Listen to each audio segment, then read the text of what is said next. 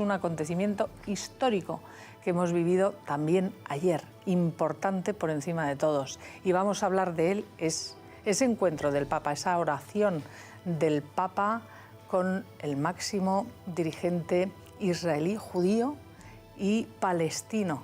Vamos a hablar de ello ayer en el Vaticano con Rafael Navarro Valls, catedrático de Derecho Canónico y Eclesiástico de la Universidad Complutense, al que doy ya la bienvenida. Don Rafael. Buenas tardes, Isabel. Gracias por estar aquí.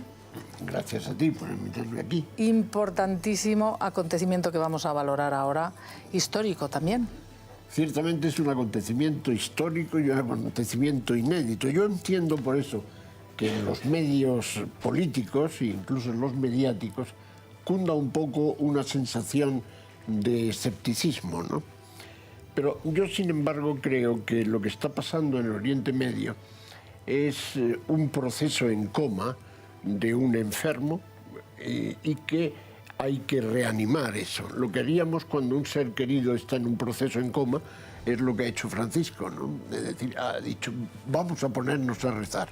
Y vaya que sí se ha puesto. Don Rafael, si me permite, voy a presentar al resto de los miembros de esta mesa de Más Claro Agua. Hoy doy la bienvenida y le felicito por trabajar a Carmen Chumarín. Bienvenida. Buenos días, muchas gracias, Isabel. Gracias también por estar aquí, María Teresa Conte. A ti, Isabel, buenos días. Y Margarita Sáenz Díaz, bienvenida. ¿Qué tal, Isabel? Vaya días, ¿eh? Pues sí, movidos. Importantes días los que estamos viviendo. Bienvenido también Víctor Arribas. ¿Qué tal, Isabel? Buenas tardes a todos. Y Marta Gómez Montero. Hola, buenas tardes. Y Carlos Cuesta. Muy buenas.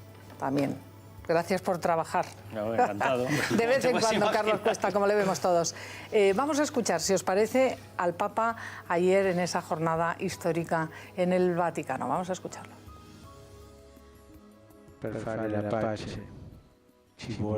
Para conseguir la paz se necesita valor, mucho más que para hacer la guerra. Se necesita valor para decir sí al encuentro y no al enfrentamiento. Sí al diálogo y no a la violencia. Sí a la negociación y no a la hostilidad.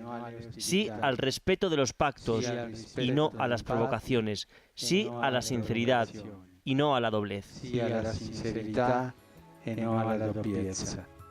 Pues ahí lo tienen y me gustaría que escucháramos también a Simón Peres y a Mahmoud Abbas algo de lo que dijeron, porque evidentemente dijeron muchas cosas, pero ahora vamos a valorar si es el principio de algo o hay más escepticismo que optimismo. Vamos a escucharles. Dos pueblos desean todavía ardientemente la paz. Las lágrimas de las madres sobre sus hijos están todavía sobre nuestros corazones. Debemos poner fin a los gritos, a la violencia, al conflicto.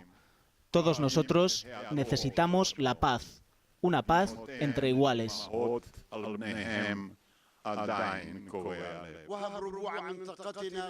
Te suplico, oh Señor, en nombre de mi pueblo, el pueblo de Palestina, musulmanes, cristianos y samaritanos, que desea ardientemente una paz justa, una vida digna y la libertad. Te suplico, oh Señor, un futuro próspero para nuestro pueblo, con libertad en un Estado soberano e independiente. Salva nuestra ciudad bendita de Jerusalén. Momento, ya lo ven ustedes, en el que ayer se producía ese rezo conjunto del israelí y del palestino, unidos al patriarca ortodoxo Bartolomeo de Constantinopla. Señor Navarro Valls, a ver, ¿qué importancia tiene esto? Porque nunca un papa había juntado antes lo que ayer hemos visto en el Vaticano. Sí. Yo creo que la paz es como se construye a base de ladrillo a ladrillo, ¿no? Y el cemento que une todo eso es la energía, la imaginación, y yo pienso que una parte de ese cemento es la oración. Rezar cuesta poco, dirán, pero hagamos una marcha hacia atrás. Cuando el Papa Francisco convocó el 7 de septiembre un día de ayuno y de oración para frenar las fuerzas de USA y las fuerzas de Francia que estaban atacando, todo el mundo sonrió. Sin embargo, el día 7 y el día 14 se firmaba una negociación, un pacto entre Washington y Moscú, en virtud del cual el tema se disolvía como un azucarillo en el agua, ¿no? Y eso fue, de algún modo, la oración ayudó, puso en marcha 1.200 millones de personas a rezar y ayunar, y ¡pum!, y ocurrió esto. Con los países del este ocurrió algo similar, con más recovecos, pero de pronto Juan Pablo II empezó, dijo que era un proceso que había que acompañar con oración, y de pronto, sin una sola baja, se hundió todo el telón de acero. Bueno, usted es que es muy partidista, hombre, un poco partidista, sí lo sabe. Pero un poco más arriba, yo recuerdo cuando, claro, usted era muy joven, yo todavía no había nacido, que en el año 17 la Virgen de pronto le dijo a los pastores que iba a acabar la Primera Guerra Mundial gracias al esfuerzo de la oración de mucha gente, y así ocurrió, acabó la Primera Guerra Mundial. Por tanto, esto de la oración hay que tomárselo con un cierto respeto, ¿no? Yo comprendo que haya un cierto escepticismo, pero también comprendo que las personas prudentes entienden que mejor es rezar que no darse golpes. Bueno, y el hecho de que aceptaran, el otro día lo comentábamos aquí, en ese viaje a Tierra Santa,